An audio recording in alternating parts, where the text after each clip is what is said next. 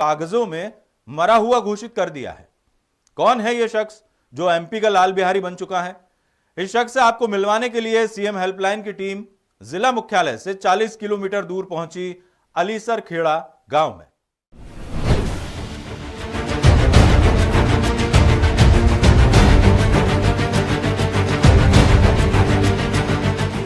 CM helpline की team को तलाश थी उस शख्स की जो कागजों में तो मर चुका है लेकिन अच्छा खासा जिंदा है, और इस शख्स को गांव का बच्चा बच्चा जानता है।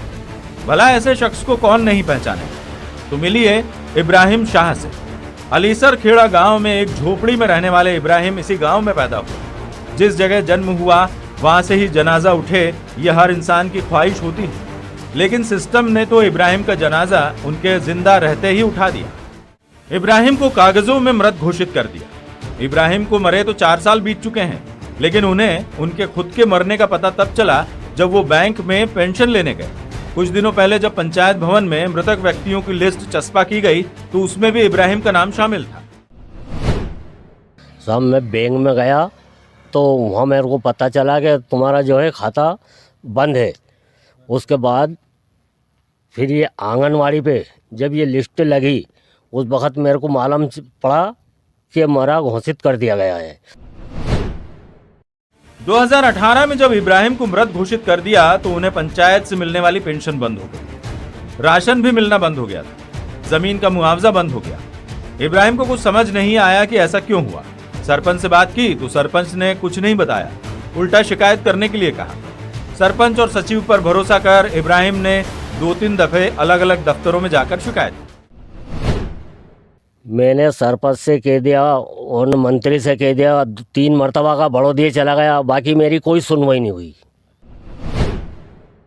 इब्राहिम को केवल भरोसा मिलता रहा कि कुछ गड़बड़ी हुई है, जल्द ही ठीक हो जाएगी। इसीलिए इब्राहिम ने भी इस तरफ ज्यादा ध्यान नहीं दिया।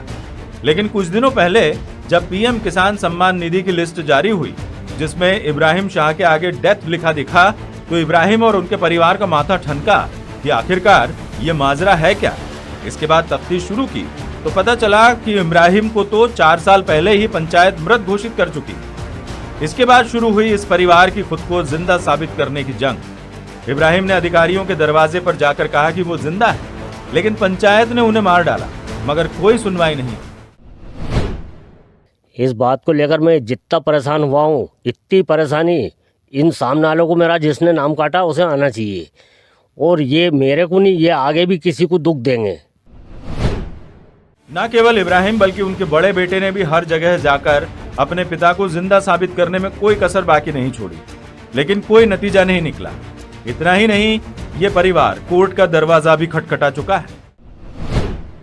कहाँ सब दूर परेशान होता फिर रहा मैं, ना तो कोई सरपंच मंत्री के बारे में भी कुछ भी न कोई चर्चा नहीं की। मैं जब से परेशान हूँ, मैं को 20 से 25 रोज होगा, और इन्हीं की लापरवाही से मृत्यु प्रमाण पत्र बना। एक तो सरपंच, मंत्री और एक और वो पटवारी, और मैं 1 महीना से भाग रहा हूँ, कम से कम परेशान हो गया। कोई सुनवाई नहीं कर रहा। इसके 181 में भी शिकायत करी मैंने, और उसके बाद में जब से परेशान हूँ कोई सुनने को तैयार नहीं है। अरे मेरे को यही टेंशन है, क्या मालूम कल से मेरे पिताजी के साथ कोई घटना घटित नहीं हो जाए। इस वजह से भाग रहा हूँ। कोई इस चीज़ के ध्यान ही नहीं दे रहा। अधिकारी और करने भी गया, सब तहसील में भी दिया आवेदन, और वहाँ भी दिया, बड़ौदी भी, कलेक्टर वहाँ कोर्ट में भी देखा, पर कोई सुनवाई नहीं हो रही इसके अभी तक।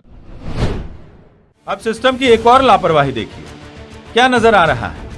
ये कोरोना वैक्सीन का सर्टिफिकेट है, और इस सर्टिफिकेट में साफ तौर पर इब्राहिम का नाम दर्ज है, यानी कि जिस शख्स को ग्राम पंचायत मरा हुआ घोषित कर चुकी है उसे कोरोना वैक्सीन के 2 टीके भी लग चुके हैं। और ये लचर सिस्टम का एक दूसरा चेहरा है। सबसे अहम बात तो यह है कि इब्राहिम आज भी गांव वालों के साथ उठते बैठते हैं, उनके सुख दुख में शामिल होते हैं। गांव वालों का भी साफ कहना है कि सरपंच और पंचायत सचिव की ये कारस्तानी है जिन्होंने इब्राहिम का मृत्यु प्रमाण पत्र जारी कर दिया। कि हम एक गांव के रहने वाले हैं, रात दिन करने पास में बैठते हैं। अब जब ये इब्राहिम का यहाँ से वहाँ तक भागा दौड़ी, बैंक में भी गया, मंत्री करने गया, सरपंच गुलाब सरपंच करने भी गया, अनिल मंत्री करने भी गया, आंगनवाड़ी में भी गया, इनको मरा घोषित कर दिया उन्होंने। इन लोगों ने, पटवारी ने मरा घोषित कर दिया। आज तक ना इनको लोन मिला, ना पेंशन मिली, और ना इनसे बोले चाले भी छोड़ दिया इनने। के जो मृत्यु प्रमाण पत्र पंचायत ने बनाया है उसका जिम्मेदार सरपंच मंत्री है, और हम सरपंच मंत्री के ऊपर ही कार्रवाई करेंगे और उनसे ये कहना चाहते हैं कि आपने ये काम करा क्यों।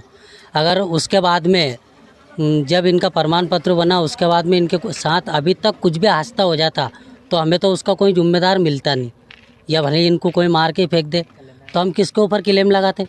किसी पे नहीं लगाते, क्योंकि ये तो 2018 में मर चुके थे। इब्राहिम को परिवार के सदस्य अकेला नहीं छोड़ते हैं, क्योंकि खुदा न खास्ता उनके साथ कोई हादसा हुआ तो कहीं शिकायत भी नहीं लिखी जा सकेगी, क्योंकि सरकारी दस्तावेजों में तो इब्राहिम पहले ही इस दुनिया से रुखसत हो चुके हैं।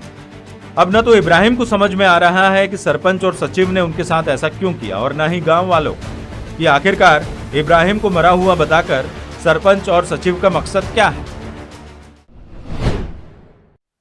यह वाकई में हैरान करने वाली बात है, क्योंकि इब्राहिम को ना तो इतनी ज्यादा पेंशन मिलती है और इब्राहिम को मरा हुआ साबित कर सरपंच सचिव को भ्रष्टाचार करने का कोई एक बड़ा जरिया मिल जाएगा, ऐसा भी नहीं कहा जा सकता। आखिरकार क्यों इब्राहिम का मृत्यु प्रमाण पत्र बन गया? इस सवाल का जवाब ढूंढने जब सीएम हेल्पलाइन की टीम ने गांव का दौरा किया तो सरपंच और सचिव से भी संपर्क किया गया, लेकिन उस वक्त तो सरपंच सचिव गांव में नहीं मिले।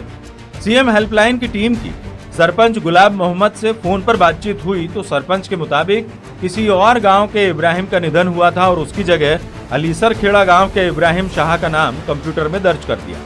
ये सब कंप्यूटर ऑपरेटर की गलती से हुआ है। सरपंच का तो यहाँ तक कहना है कि 2 साल से पेंशन बंद हो चुकी थी, लेकिन इब्राहिम ने ही इस तरफ ध्यान नहीं दिया, बल्कि वो खुद भी इब्राहिम की पेंशन को लेकर कई बार अधिकारियों से शिकायत कर चुका है। अरे सर, वो उनकी आईडी जो है वो गलती से जो दूसरा गांव जो था ना मुकातीखेड़ा, इनका क्या है, इनका मुकातीखेड़ा में नाम है इनका। हाँ, तो वो जो मुकातीखेड़ा इब्राहिम खां मरा था, तो इब्राहिम खां की जगह पे इनकी जो है आईडी डिलीट कर दी थी इनने, तो वापस आईडी बनाई उनकी, तो वो उनकी वापस आईडी हो गई चालू, हो जाएगी वापस चालू। इधर पर तो बात करी थी मैंने, तो वो गलती से मुकातीखेड़ा वाला इब्राहिम खां और मुकातीखेड़ा में इनको जोड़ रखे बाकी जाके।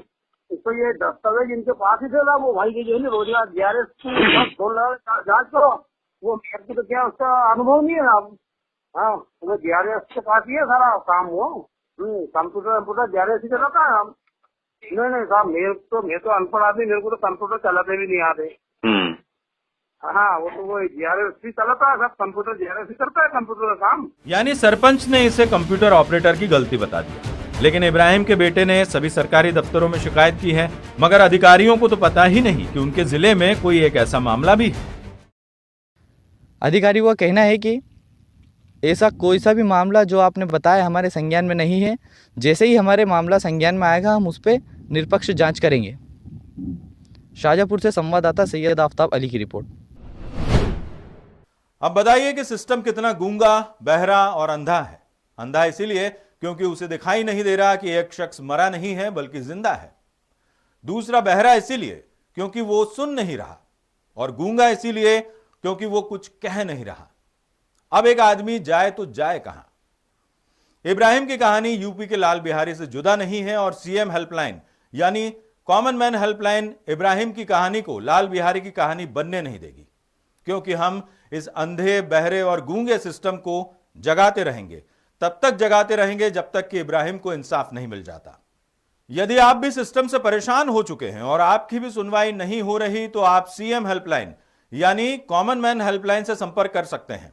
हमारा व्हाट्सएप नंबर है 700000244141 और ईमेल आईडी है official@daसूत्र.com। आप हमें नए दस्तावेजों के अपनी शिकायत भेज सकते हैं। अगली बार एक और आम आदमी की समस्या को लेकर हम हाजिर होंगे। तब तक मुझे दीजिए इजाजत। नमस्कार।